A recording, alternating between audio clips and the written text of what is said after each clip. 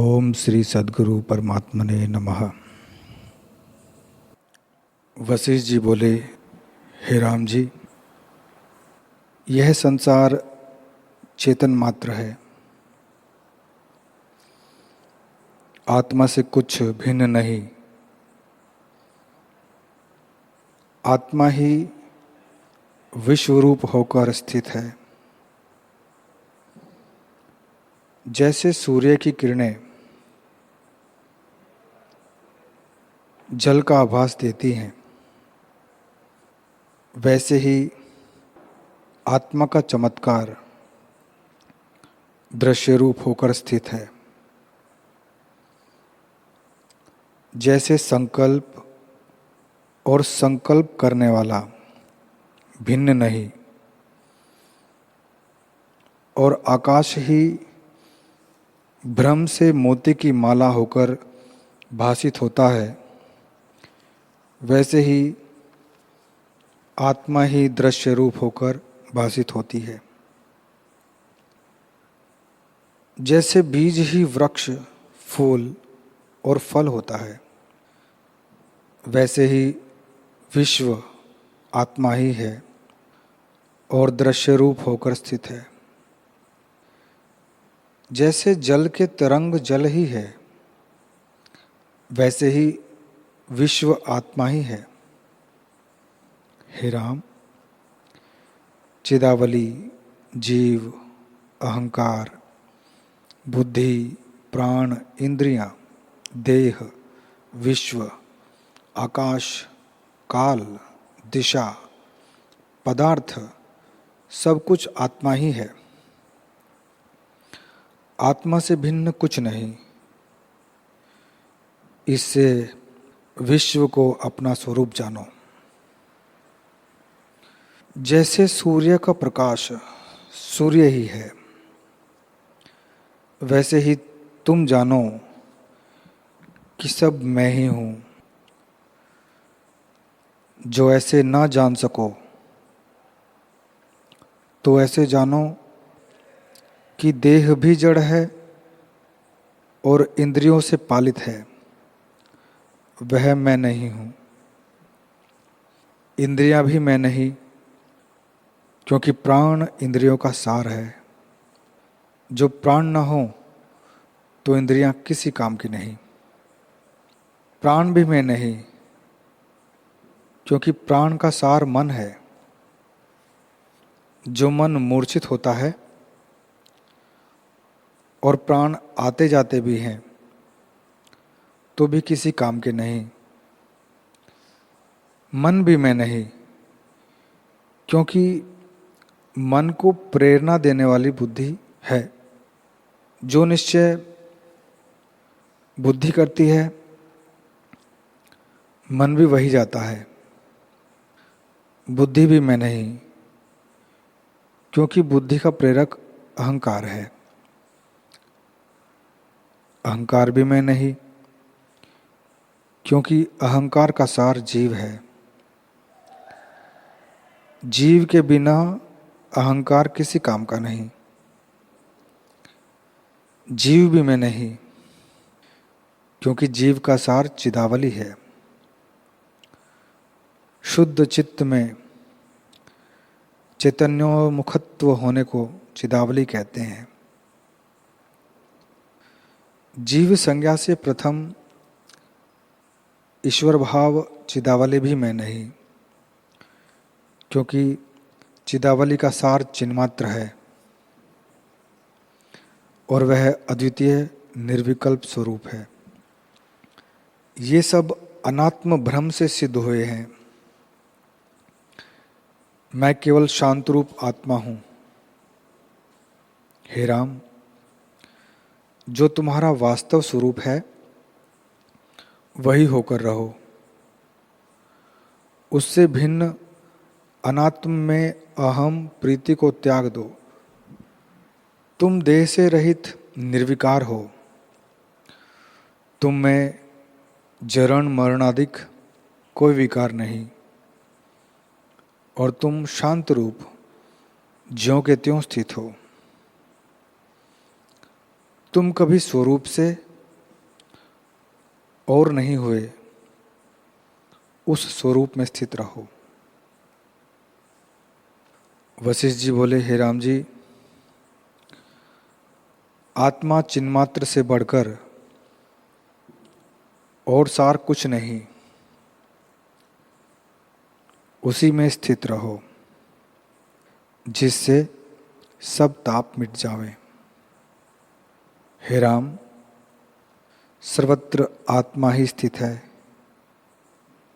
जैसे बीज ही फल फूल होकर स्थित होता है, वैसे ही सब कुछ आत्मा में ही स्थित है। तब निषेध और त्याग किसका करिए? इतना कह वाल्मीकि जी बोले, हे शिष्य, वशिष्ठ जी के वचन सुन राम जी प्रसन्न हुए। जैसे कमल सूर्य को देखकर खिल जाता है, वैसे ही राम जी की बुद्धि वशिष्ठ जी के वचन रूपी सूर्य से खिल उठी। तब वह बोले, हे भगवान सर्वधर्मज्ञ, आपकी कृपा से अब मैं जगा। बड़ा आश्चर्य है कि आत्मा सर्वदा अनुभव रूप और अपना रूप आप है, पर उसके प्रमाद से मैंने इतने काल तक दुख पाया। अहमता और ममता रूपी बड़ा बोझ जो सिर पर था, उससे मैं दुखी था। जैसे किसी के सर पर पत्थर की एक शिला हो और ज्येष्ठ आषाढ़ की धूप में वह पैदल चले तो दुख पाता है, और जो उसके सिर से कोई उस शिला को उतार ले और छाया में बैठावे तो बड़े सुख को प्राप्त होता है। वैसे ही अज्ञान रूपी धूप में अहमता ममता रूपी शिला के बोझ से मैं दुखी था। आपने वचन रूपी बल से उस शिला को उतार लिया और आत्मरूपी वृक्ष की छाया में विश्राम कराया। हे भगवान, अब मुझे शांतिपद प्राप्त हुआ है और मेरे तीनों ताप मिट गए हैं। अब जो सुमेरु पर्वत का भार भी आ पड़े तो भी मुझे कोई कष्ट नहीं। अब मेरे सब संशय निवृत्त हुए हैं। जैसे शरत काल का आकाश निर्मल और स्वच्छ रूप होता है, वैसे ही राग द्वेष रूपी मेरा द्वंद्व नष्ट हो गया। अब मैं अपने स्वभाव में स्थित हूँ। परंतु एक प्रश्न है, कृपा करके उसका उत्तर दीजिए। महापुरुष बारंबार प्रश्न करने से बुरा नहीं मानते। हे भगवान, आप कहते हैं कि सब ब्रह्म ही है, तो शास्त्र का यह विधि निषेध और उपदेश किसके लिए है? यह कर्म कर्तव्य है और यह कर्म कर्तव्य नहीं। वशिष्ठ जी बोले, हे राम जी, आत्मा से भिन्न कुछ नहीं, विश्व भी उसका चमत्कार है। जैसे समुद्र में पवन से नाना प्रकार के तरंग उठते हैं, पर जल से वे भिन्न नहीं, वैसे ही चैतन्य आत्मा में अहम भाव को लेकर चैतन्योन्मुखत्व उपजा है। उससे देश काल वस्तु बन गए हैं और शास्त्र निकले हैं। फिर फुरने से उसके दो रूप हुए हैं, एक विद्या और दूसरा अविद्या। उसमें विद्या रूप जो जीव हुए हैं वे ईश्वर कहते हैं, और अविद्या रूप जीव हैं जिनको अपने स्वरूप में अहम प्रत्यय वास्तव रहा है, वे ईश्वर हैं। और जिनको स्वरूप का प्रमाद हुआ और जो संकल्प विकल्प में बहते हैं, वे जीव दुखी हैं। हे राम, इतनी संज्ञा फूरने में हुई है तो भी आत्मा से कुछ भिन्न नहीं। जैसे एक ही रस फूल फल और वृक्ष हुआ है, रस से भिन्न कुछ नहीं। आत्मा रस की तरह भी परिणाम को नहीं प्राप्त हुआ। फुरने से ईश्वर जीव और विद्या अविद्या हुए हैं, आत्मा में कुछ नहीं। हे राम, जिनका संकल्प आदि भौतिक में दृढ़ नहीं हुआ, वे जीव शीघ्र ही आत्मपद को प्राप्त होते हैं और उनको आत्मा का साक्षात्कार भी शीघ्र ही होता है। जिनका संस्कार आदि भौतिक में दृढ़ हुआ है, वे चिरकाल में आत्मपद को प्राप्त होते हैं। आत्मपद की प्राप्ति बिना वे दुख पाते हैं। जिनको आत्मपद की प्राप्ति होती है, वे सुखी होते हैं। हे राम, ज्ञानी और अज्ञानी दोनों के स्वरूप में और कुछ भेद नहीं, केवल सम्यक और सम्यक दर्शन का भेद है। विद्या भी दो प्रकार की है, एक ईश्वरवाद और दूसरा अनीश्वरवाद। जो ईश्वरवादी हैं वे तुरीय पद को प्राप्त होते हैं, और जो अनीश्वरवादी हैं उनको जब ईश्वर की भावना होती है तब वे शास्त्र और गुरु द्वारा ईश्वर को प्राप्त होते हैं। ईश्वरवादी भी दो प्रकार के हैं, एक वे जो और वासना त्याग कर ईश्वर परायण होते हैं, वे शीघ्र ही ईश्वर को प्राप्त होते हैं। आत्मा ही ईश्वर है जो सबका अपना रूप है। दूसरे प्रकार के जीव ईश्वर को मानते हैं पर उनकी वासना संसार की ओर होती है।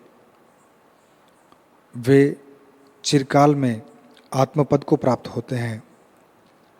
अनीश्वरवादी भी दो प्रकार के हैं, एक कहते हैं कि कुछ होगा, उनको होते होते ही भावना से शास्त्र और गुरु के द्वारा आत्मपद की प्राप्ति होगी। दूसरे कहते हैं कि कुछ नहीं है, उनको चिरकाल में जब आस्तिक भावना होगी तब वे आत्मपद को प्राप्त होंगे। हे राम, उनके निमित्त विधि और निषेध कहे हैं कि शुभ कर्म को अंगीकार करो और अशुभ कर्म त्यागो। उससे जब अंतःकरण शुद्ध होगा तब आत्मपद की प्राप्ति होगी। जो विधि निषेध शास्त्र ने नहीं कहे तो बड़ा छोटे को खा जाए, इस निमित्त शास्त्र का दंड है। हे राम जी, स्वरूप से किसी को उपदेश नहीं, भ्रम में उपदेश है। जिस पुरुष का भ्रम निवृत्त हुआ है वह फिर मोह में नहीं डूबता। जैसे जल में डूबा हुआ फिर नहीं डूबता। जिसका चित्त वासना से घिरा हुआ जन्म मरण के चक्कर में पड़ा है, उसका इस संसार से निकलना कठिन है। जैसे उजाड़ के कुएं में गिरकर निकलना कठिन होता है, वैसे ही चित्त से मिलकर संसार से निकलना कठिन होता है। हे राम, इस चित्त को स्थिर करो जिससे तुम्हारे दुख मिट जावें और सत्ता समान पद को प्राप्त हो।